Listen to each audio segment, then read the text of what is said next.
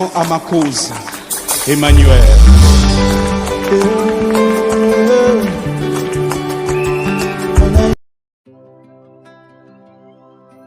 Il est resté, le père ne peut pas. Esprit de Dieu. Tu ne peux pas prendre l'héritage de ton père de ta mère pendant qu'ils sont encore vivants. Ton C'est souhaiter leur mort. nouvelle fraîcheur. Ils ont aujourd'hui vécu. Ils ne te laissent pas avancer. Ils n'ont pas permis de se pas te détruire. Pour la fleur Tu de peux faire notre pas faire pour toi. comme le chant. Pas faire pour toi.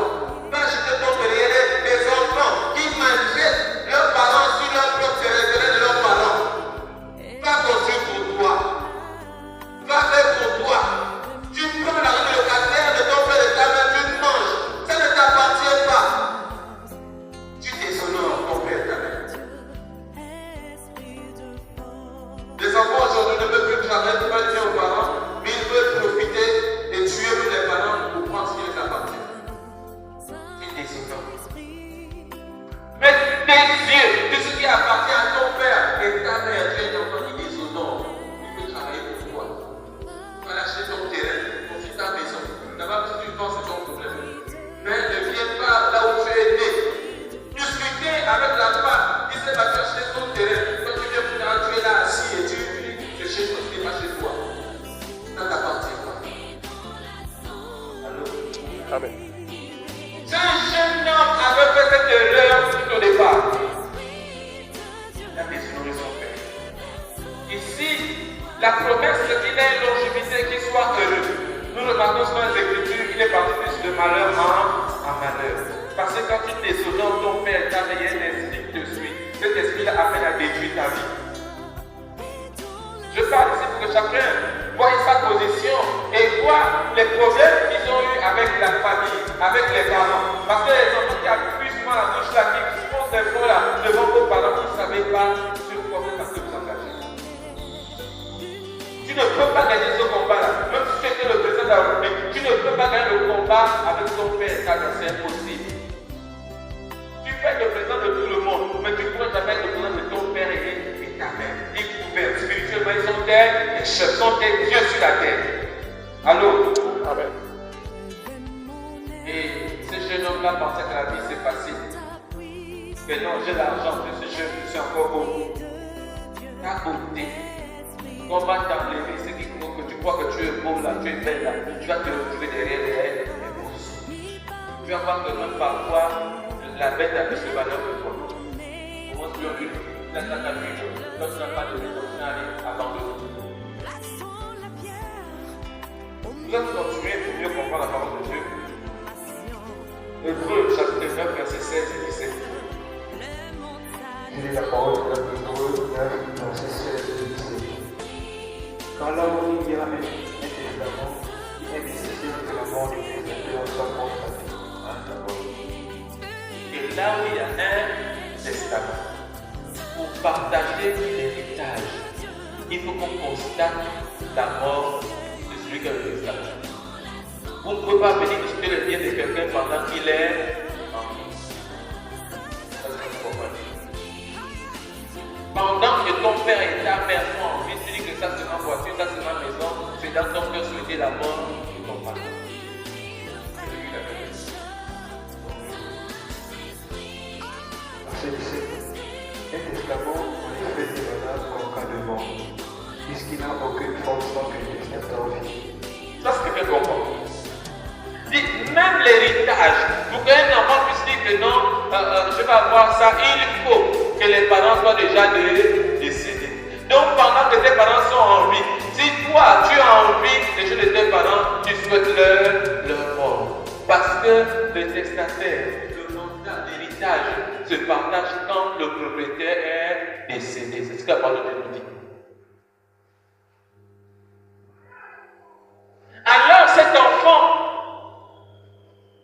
ne connaissant pas ces réalités spirituelles, parce que le plus souvent, frères et sœurs, nous vivons sans tenir compte des réalités spirituelles. On dit moi, mais si on te laisse faire remarquer que ta vie n'est qu'un souffle. Il y a des puissances, il y a des autorités qui sont là pour que la parole de Dieu soit respectée. Même le diable, il ne peut rien contre toi attaché à la parole de Dieu. Mais dès que tu te mets à côté de la parole de Dieu, il agit sur ta vie. Pourquoi? Tu vis dans la désobéissance. Et ce jeune homme, il est parti de malheur à malheur parce qu'il a commencé dans la désobéissance. Je parle à quelqu'un ici en fait que tu parles de réparer les choses que tu as avec tes parents. Si tu es jeune, si tu es enfant, si tu es déjà grand, si tu es déjà mère ou père, pendant que tes parents vivent, répare.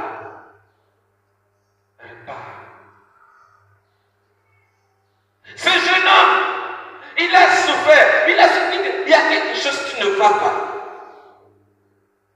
Il s'est rendu compte qu'il est parti de malheur en malheur. Si c'était beaucoup parmi nous ici, il devait accuser les autres. Bon là, les sorciers du camp, ne va pas me poursuivre. Oh, c'est mon père qui me mange. C'est ma mère qui me mange. Il cherche plus quelqu'un qui leur mange. Mais ce jeune homme s'est assis. Il avait ce qu'on appelle la prise de conscience. Il dit, j'ai mal commencé. J'ai déshonoré mon père. J'ai péché contre mon père et contre le ciel. Pourquoi il dit contre le ciel? Parce que le ciel avait proclamé qu'un enfant doit honorer ses parents. Avant de demander pardon à Dieu, il faudrait que tu aies fait mal à Dieu. Là, lui, il avait le droit de demander pardon à Dieu parce que lui, il avait déshonoré Dieu. Parce que Dieu avait dit, l'enfant doit honorer son père et sa mère. Chaque fois que tu as enfreint les recommandations de Dieu, tu déshonores la parole de Dieu. Tu es frappé par le monde de ténèbres. Dis, je ne veux pas rester comme ça. C'est trop facile. Ma souffrance, c'est trop. Ma souffrance, c'est trop. Ce que je veux faire, je veux retourner chez nous. Mais plus comme un fils. Je veux retourner comme un travailleur. Au moins, je serai en paix chez nous. J'aurai de quoi manger. Et je ne veux plus faire les mêmes erreurs. Ma souffrance va finir. Il y a des personnes qui viennent à l'église comme si ce sont eux qui commandent Dieu. Il y a des personnes qui marchent dans la vie comme si tout le monde se soumet. Frères et sœurs, la parole de Dieu révèle que Dieu est le créateur de tout esprit. Il révèle que Jésus-Christ est le Tout-Puissant. Il est le roi des rois.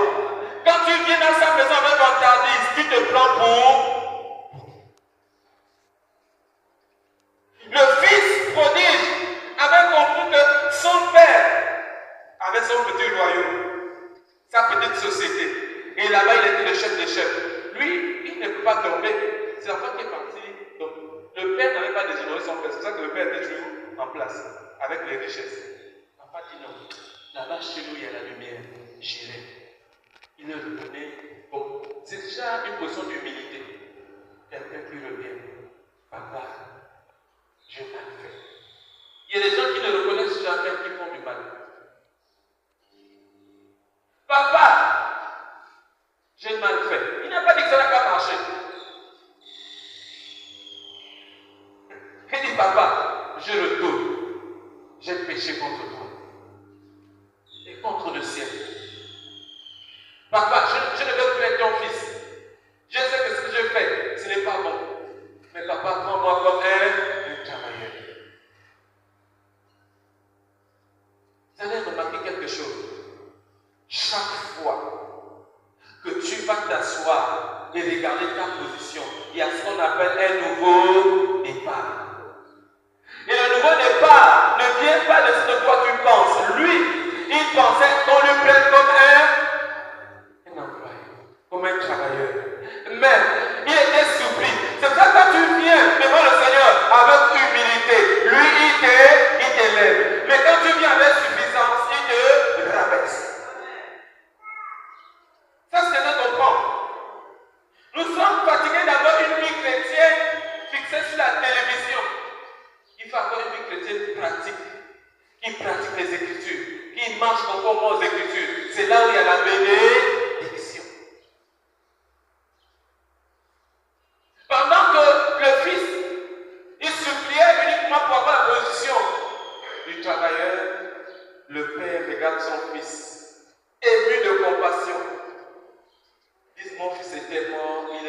à la vie. Il donne son année de commandement au Fils. Il restaure la vie de son Fils. Je peux dire que quand nous venons à Jésus, il faudrait que nous reconnaissions que hier nous n'étions rien du tout. Ne venons pas imposer à Jésus notre système du monde. Tu ne viens comme quelqu'un qui a compris que je ne suis rien. Seigneur, je viens vers toi.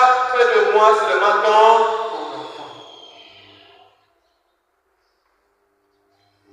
Quand tu comprends ces choses, mon frère, ma soeur, ta vie change du jour au lendemain. Si tu comprends qu'il faut honorer ton père, qu'il faut honorer ta mère et qu'il faut changer avant de te conduire, ta vie change. À l'église, il faut honorer Dieu. Et honorer Dieu, il y a une action. Celui qui a honoré son père, il a compris qu'il a péché, il est retourné demander pardon et changer de position. Mais beaucoup à l'église demandent pardon, mais ils sont dans la même position, ils ne changent pas. Un message qui te touche seulement, et tu vas, papa, maman, pardonne-moi, je te demande pardon. Le lendemain matin, la même personne, tu vois son comportement, il n'a pas changé d'action. Seigneur, demande pardon, je ne veux plus reprendre la même chose. Seigneur, pardonne-moi. C'est des coups de lèvres. La personne ne pense pas. Que seulement remplir les formalités. Avec le Seigneur, on ne remplit pas les formalités. Avec le Seigneur, on se soumet à sa parole.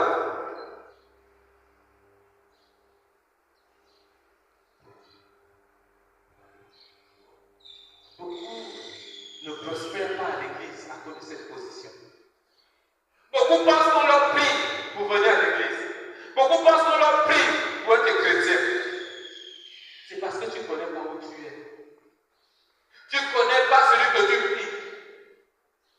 Je dis souvent aux gens qu'il y a des personnes qui pensent être avec Jésus alors qu'ils ne sont même pas dans le même quartier que Jésus est.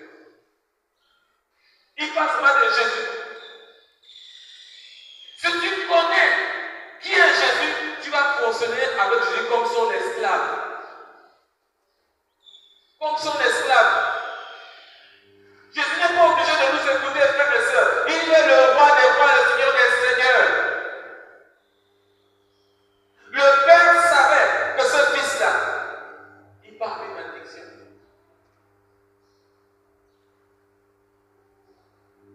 Si quelqu'un veut se lever ce matin, si quelqu'un veut courir dans sa vie, arrêtons de mélanger notre comportement, notre éducation à la vie chrétienne. C'est le jour et la nuit, frères et sœurs. Arrêtons de penser que ce que nous croyons va nous amener à réussir. Ici, c'est un jeu d'esprit, frères et sœurs. Nous marchons, nous combattons contre les dominations, contre les principautés. Nous ne combattons pas contre la chair. Ainsi, il faut monter dans le royaume